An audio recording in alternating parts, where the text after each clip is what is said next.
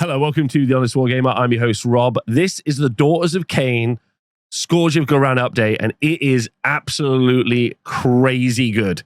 So good. If you haven't been keeping track, Age of Sigmar, Games Workshop are releasing for Age of Sigmar a new season, the Scourge of Ghyran, running from the summer 2025, till 2026.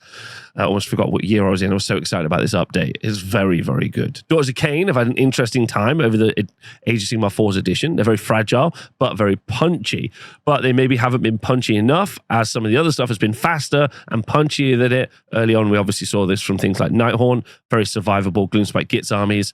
Then later on, we saw Slaves to Darkness and Stormcast Eternals as well, both utility and range projection being very high. Daughters of Khaine players definitely feel like they needed a little something, and this update is absolutely going to be what they need. Let me know what you think in the comments below, because I think people are going to be very excited in the Daughters of Khaine community. I just did a stat show, and I know that the Daughters of Khaine community is about 2% of the meta. So it's not the biggest community, but it's a very, you could say, ferocious community. Anyway, they got two new battle formations. The first one is the Coven Zealots, and then the other one is the Arena Veterans. This adds two more battle formations to the index that you've got of your four other battle formations, giving you a lot of different choices. Although both these are very good. And in fact, just FYI, I think this entire update is really focused on Witch Elves and Sisters of Slaughter. So the first one, Coven Zealots, lets you once per turn at the end of any turn use the Higher Purpose ability. You return D3 slain models to each friendly Daughters of Khaine elf infantry unit. That's pretty good. It's to each friendly Daughters of Khaine elf infantry unit, not just one, each, which is nice. It's the end of any turn, which means the end of every turn. You can obviously do this while you're in combat as well, where things like Rally don't let you do that. However, you can also double this up with Rally, where you could use this ability at the end of the turn. In the next turn, you could do a Rally as well. So you are likely to be able to keep these alive. And actually, later on, when we go look at Cruessa, she also is going to be able to return models from the dead. So there's a lot more returning models to the board, which is good, because ultimately, Witch Elves and Sister Slaughter are pretty fragile. You could go the other way, though. Instead of returning models in that way, you could go for the Arena Veterans, and you could use their Graceful Illusion ability at the end of in any combat phase, which means every combat phase. For the rest of the phase, friendly Daughters of Khaine elf infantry units have a 5-up ward save until they have used a fight ability. That's pretty good. Your opponent charges in first, or you've been given strike last. Having a 5-up ward save is very nice to have on your, again, fragile-ish troops.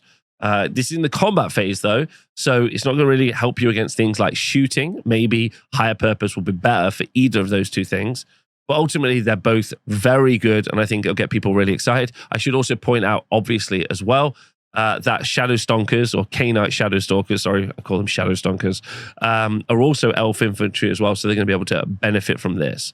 You also have a new prayer lore as well, and you do have a really good unlimited spell in your original prayer lore. But I think this makes up for it and adds a lot of utility to the army that's much stronger and much better. Okay, very cool.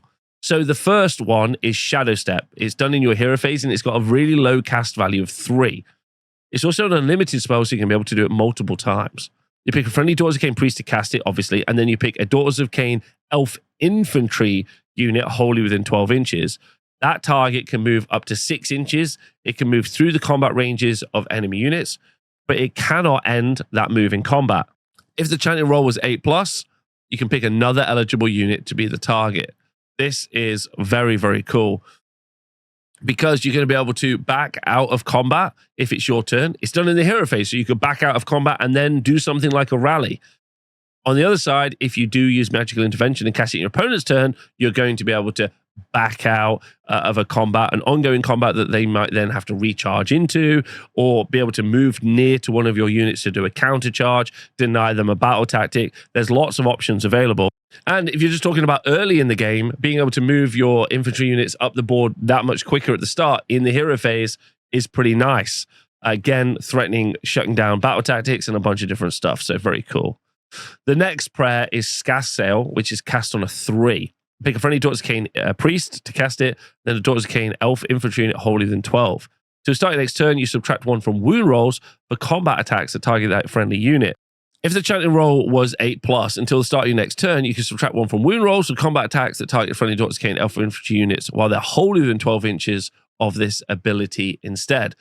Handing out -1 to wound to a bunch of your units is again very good. If you double this up already with 5-up ward that we saw from up earlier, you're now making a much more resistant and tough like elven front line, which is kind of counterintuitive to what you would expect from elves, but they're using magic, right? So very cool. And lastly, well, they're using prayers. Lastly, Exaltation and Murder will get people very excited. Low cost value as well, only 4. You pick a Daughters of Khaine Alpha Infantry unit wholly within 12 inches of the target. Until the start of next turn, you can add 1 to wound rolls for the target's combat attacks. In addition, if the chanting roll was 9 or more, until the start of your next turn, you can add 1 to the attacks characteristic of the target's melee weapons. Obviously, Daughters of Khaine are very punchy. They can do a lot of damage, but +1 to wound rolls and +1 to attack rolls is fantastic. Low cost value. That's very, very good. I'm going to hit everyone up with the Wololo. It's time for the prayers to come out. It's happening. It's very strong. Overall, it's a pretty good prayer lore. You've got the ability to do more damage, the ability to take less damage, and the ability to get more movement utility from Shadow Step. So I think Daughters of Khaine players are going to have a lot of options here. All they need now is a super strong priest. Well, that's really lucky. Let's go look at the alternative war scrolls. Now you get alternative war scrolls as well. These are in addition to the war scrolls that you get in your index or in battle tomes, depending if you have one or not, which means you've got an option of taking one or the other in your army list when you play, which means if you have painted up a Cruessa or a Bloodwreck Shrine, you've now got 2 ways to play them, which is really doubling the amount of times you can use them. And that's actually pretty fun. I'm really pro the additional war scrolls thing. Okay.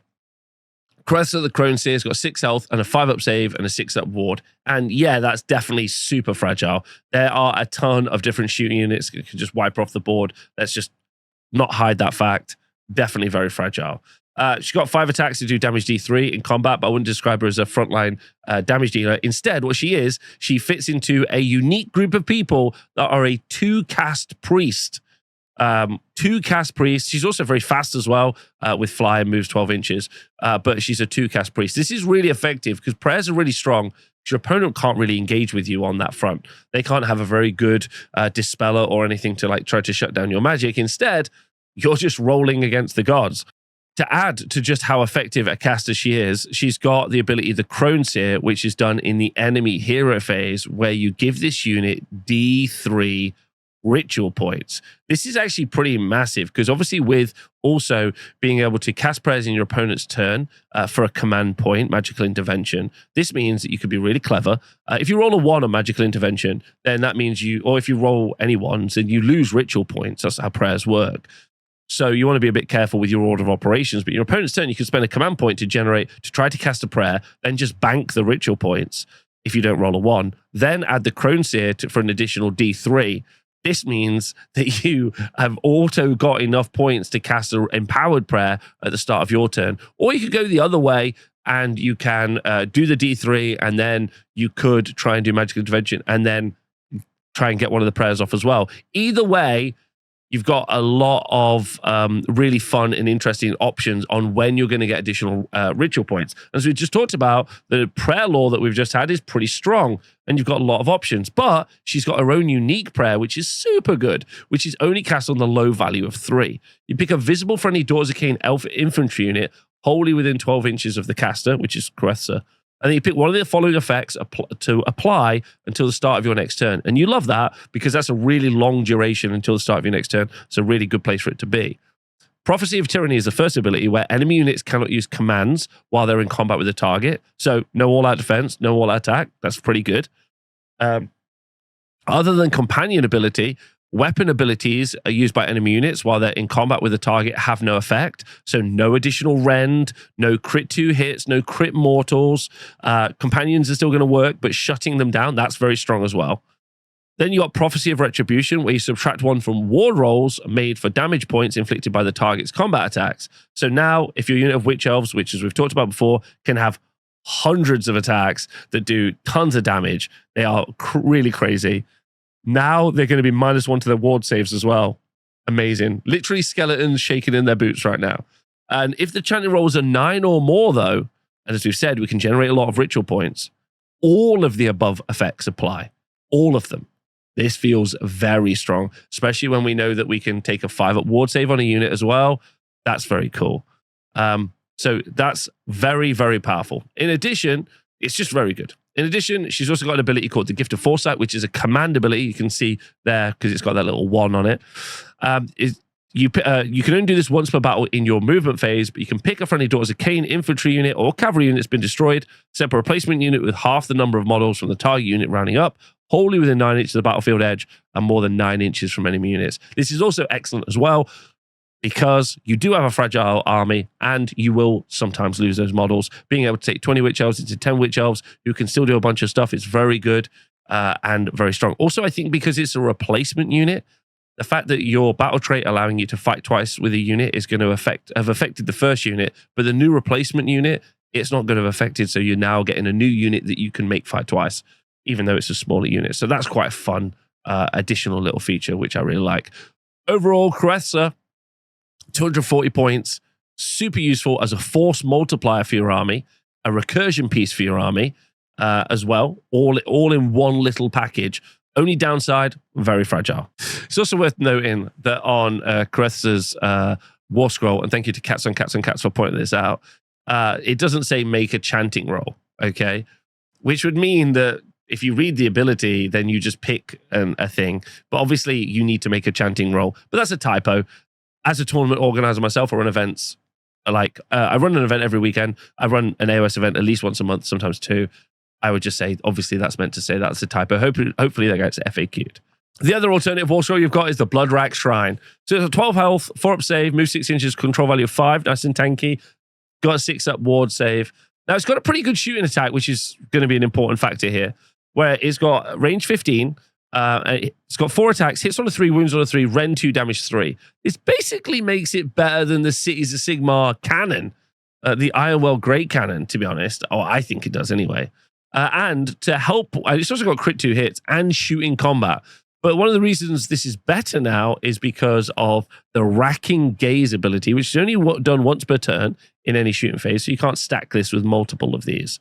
But you pick a visible enemy unit within 15 inches of this unit, then you roll a dice. If the roll is equal to or less than the enemy unit's health characteristic, for the rest of the phase, you can re-roll failed hit rolls for attacks made by this unit, target that enemy unit. Now, obviously, that's super good. That's super good if you get into combat as well. But 8 attacks, damage 2. Do I care? I don't know if I care. But at 15-inch range, and I move 6, that's 21 inches effective. That means I've got 4 shots, 3s re-roll in, 3s to win, rend 2, damage 3. And as long as I pick the right target, like a monster as an example, I can't fail that roll. So I'm just going to be able to get a pretty punchy bunch of shots at range. And that's pretty aggressive. Now, is that a good enough reason to take this 240 point model? Maybe not. It's also got a really cool utility spell as well, because it's also a level 1 priest. Oh, sorry, a level 2 wizard.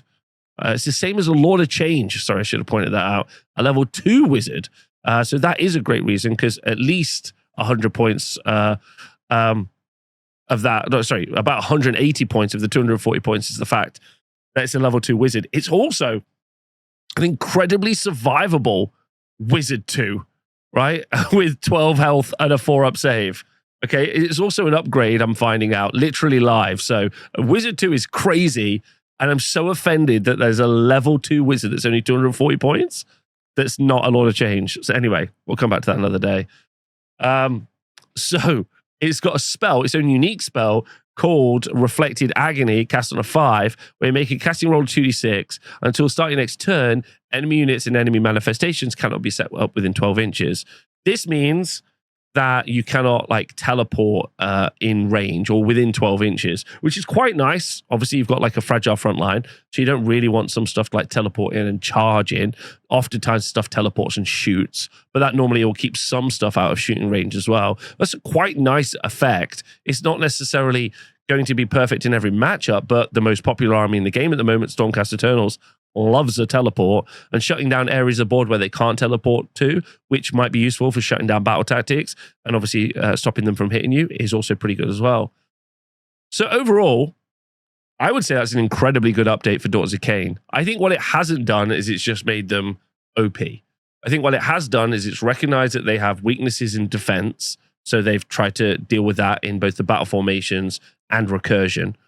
Then they've also noticed that, you know, maybe they could use some more utility prayers and abilities, which they've given them both on the War Scroll we just talked about with stopping deep strikes, and also in having some movement and defensive and output stuff in the prayer lore.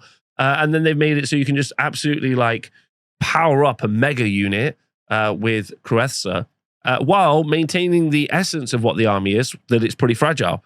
So I think overall, this will just make the army a little bit better. And for the people who are already playing it, I think they'll be very excited, which is good. But I don't think it's going to make lots of people jump into the army. But it's especially because it's an incredibly expensive army, especially if you're taking lots of witch elves. But it's a very cool army. And I think Daughters of Khaine players will be really happy with this. I think this is pretty much what a lot of people would have wanted. So I think this is pretty good. I hope you've enjoyed this video. I hope you've been enjoying all these videos. Thank you for supporting me on Patreon. If you want to support me on there, it's the best way to do that. Otherwise, I'll see you for the next update. See you soon. Bye.